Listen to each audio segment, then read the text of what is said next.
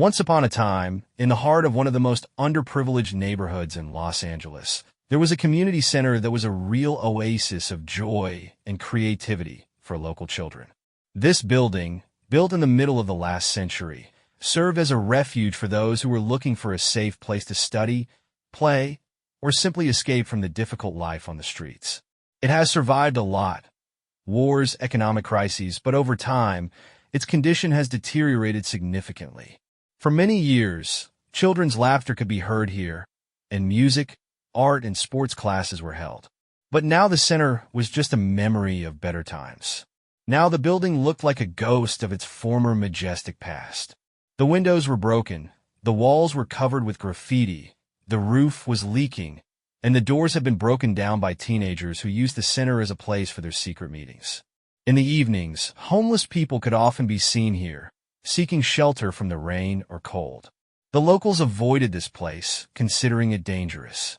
Children who once loved to spend time here now avoided the center because there was nothing left to attract them.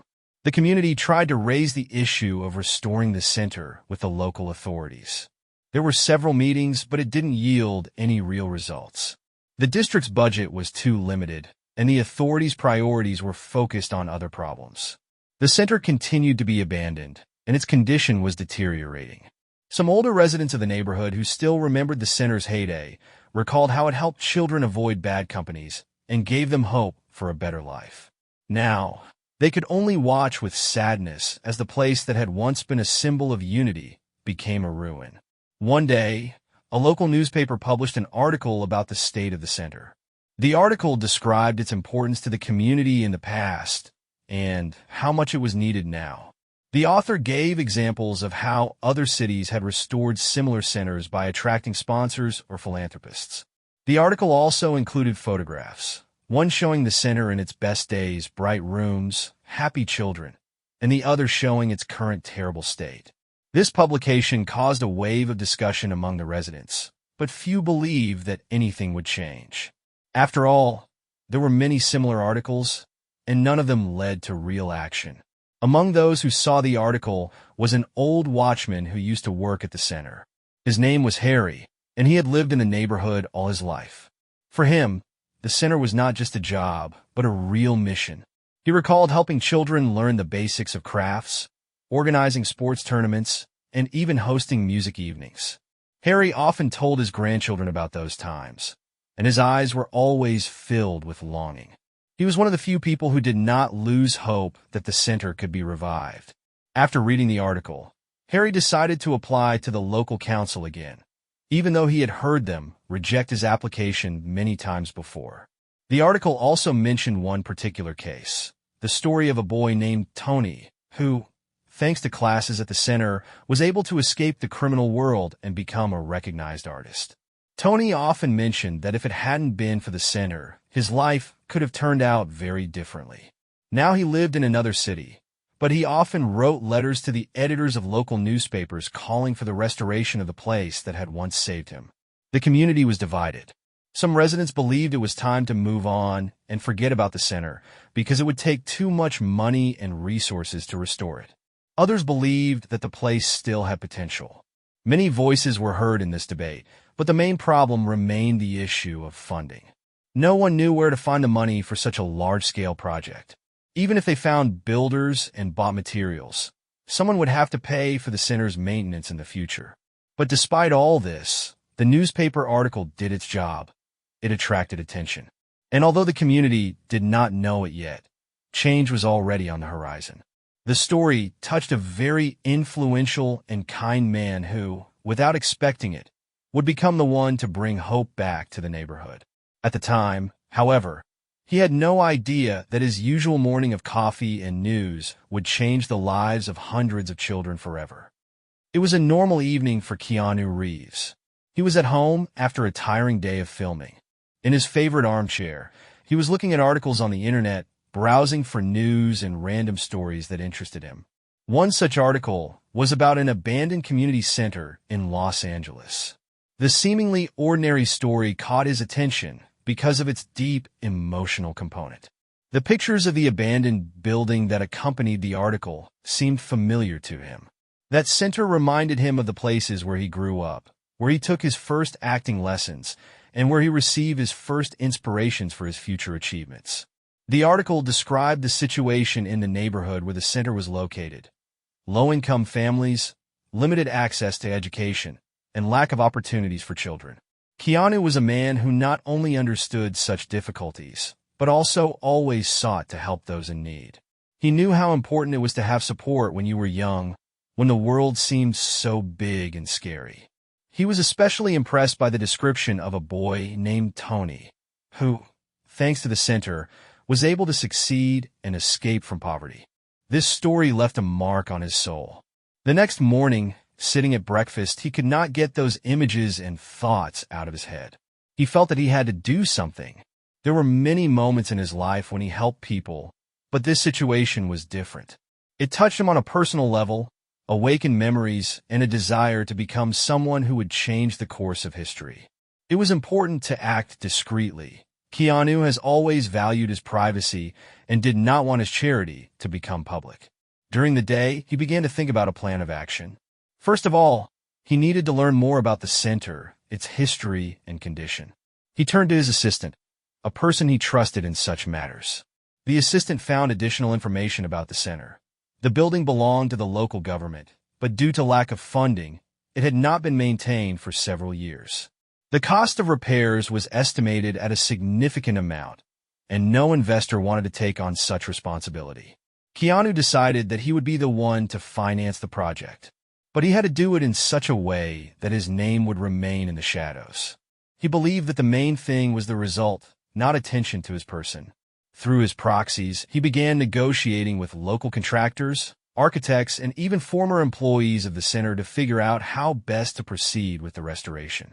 None of these people knew who they were working for. They were simply told that there was a customer who was willing to invest in the project. The biggest challenge was to take into account the needs of the community.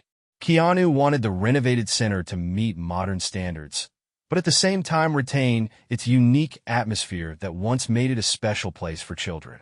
Therefore, the project involved local residents who could offer their ideas and suggestions. Everything looked great on paper, but Keanu knew that the real challenges were still ahead. In the first weeks of the project, he repeatedly reminded himself why he was doing this. He was motivated by the realization that rebuilding this center could change not only the look of the neighborhood, but also the lives of many children. He imagined that children's voices would once again be heard in this place, and that lessons, sports competitions, and creative evenings would be held there. This was his goal, and he was ready to do anything to achieve it. Despite all the difficulties, he was sure that this cause was worth every penny invested and every effort expended. For Keanu, it was not just another charity event. It was something more, an opportunity to give children something they may never have had, hope and opportunity for a better future. And even if no one would ever know who was behind this project, it didn't matter. The main thing was that the children again had a place where they could dream and achieve their goals. Work on the center's restoration began quietly, without much publicity. Contractors arrived at the construction site with their equipment, and the first thing they did was to assess the general condition of the building. The condition turned out to be worse than expected. Some parts of the structure required complete replacement rather than repair. However, the budget provided by the anonymous benefactor allowed them to carry out all the necessary work. The main goal was to create a safe, modern space that meets the needs of children and youth. Local residents watched with interest what was happening. It was a real mystery to them. The building had remained in a state of disrepair for many years, and suddenly they started to renovate it. No one knew who had initiated the work, but speculation spread quickly. Some said it was a sponsor from a large corporation, others that it was the local government that finally allocated the money. But the most popular version was that it was a celebrity who did it, but who exactly remained a mystery. Keanu, remaining in the shadows, closely followed every stage of the work through reports sent by his assistants. They described in detail what had been done, what problems had arisen, and how they had been solved. Every time there was a surprise, Keanu gave clear instructions to solve everything in a way that would make the result last. He understood that rebuilding the center was not just a one-time investment. It was a project that would leave its mark for decades to come.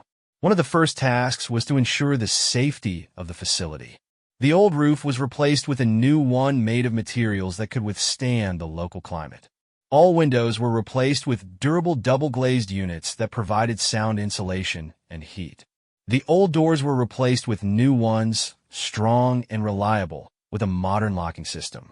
A children's playground and a sports area were set up next to the building. Keanu's main idea was to create a center that would inspire children to develop. To do this, he commissioned a team of designers to think about an interior that would be not only functional, but also bright and motivating. For example, they planned to install interactive whiteboards, new desks and chairs in the classrooms. The gym will have modern equipment and a place for competitions. One of the main areas was a room for creativity, where children could draw, sculpt, make music, or even make their own short films. One important aspect of the project was the involvement of the local community. Workers and designers often met with residents of the neighborhood to get their opinions on how the center should be renovated. People were eager to share their ideas, and this helped to make the project even closer to the needs of local residents. One of the suggestions was to create a library with free access to books and computers. Others suggested adding courses in programming and basic financial literacy for teenagers. The work lasted for several months, and the center was taking on a new look every day. Instead of ruins, a modern, bright building appeared that attracted the attention of everyone who passed by. Some people even began to bring their small donations for additional needs, even though they did not know who was actually funding the project. This brought the community together, creating a sense of common purpose. At the final stage, it was decided to organize a big event to open the center. However, Keanu immediately made it clear that he did not want to attend the opening and insisted that his name not be mentioned. He wanted the attention to be focused on the children and the opportunities that the center would open up for them. It was important for him to see that the result of his efforts would benefit and change the lives of many people. The reopening of the center became a symbol of hope for the entire neighborhood. People began to believe that change is possible, even if it seems unattainable. Although no one knew who was behind the project, everyone felt that this man was a real hero. The opening day of the renovated center was an important moment not only for the neighborhood, but also for everyone involved in its restoration. The day before, a large group of volunteers worked late into the night decorating the center. They set up brightly colored banners, arranged balloons, and prepared everything for the event. The atmosphere was full of anticipation, and even those who had been skeptical before could not contain their curiosity. From the very morning, people began to gather near the center. Neighbors brought their children, wanting to see how the place that had been forgotten for so long had changed. Young people who had not previously had the opportunity to engage in sports or creativity were now looking forward to looking inside. Residents of the neighborhood felt that this was more than just the opening of a building. It was a symbol of a new beginning for everyone. When the doors of the center were finally opened, the guests were amazed. The modern design, bright colors, and space full of possibilities were a source of genuine amazement.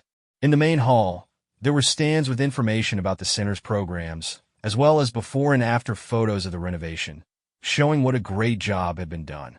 All the new areas of the center were open to the public, from the gym to the art room, from the library to the playgrounds. The organizers of the event prepared a program that included performances by children, musical performances, and demonstration classes. Young children danced on stage, and teenagers demonstrated their sports skills. For many of them, it was the first time they had the opportunity to perform in front of such a large audience. They all shone with joy and pride, knowing that this place now belongs to them. Among the guests was a group of older residents of the neighborhood who remembered the center in its best days. They couldn't hold back their tears as they saw the place that had once been the heart of their community come alive again. One of them, Old Harry, whom everyone knew as the center's former caretaker, said a few warm words. He thanked those who made it possible and expressed his hope that the new generation would be able to use this chance for a better life. During the opening ceremony, Many people asked who the mysterious benefactor was who financed the project. However, the organizers only smiled mysteriously and refused to say who he was. This added even more intrigue to the event. People expressed their assumptions, but no one received a definitive answer. Nevertheless, some people began to notice small hints, anonymous letters of gratitude, modest references to an actor who once lived in the neighborhood. Keanu, who was watching everything from afar, remained invisible. For him, this was the best way to celebrate success. He knew that the true meaning of this project was in its impact on people. He saw the photos of children playing in the renovated gym, and that was the highest reward for him. He was happy that he was able to leave his mark on these people's lives, even if they will never know who their benefactor was. In the evening, when all the guests left, the center was filled with silence for the first time in many years. But this silence was different. It was not empty and depressing as before. It was full of promise and hope. The remnants of the holiday, balloons, ribbons, and festive decorations, reminded us that this was only the beginning.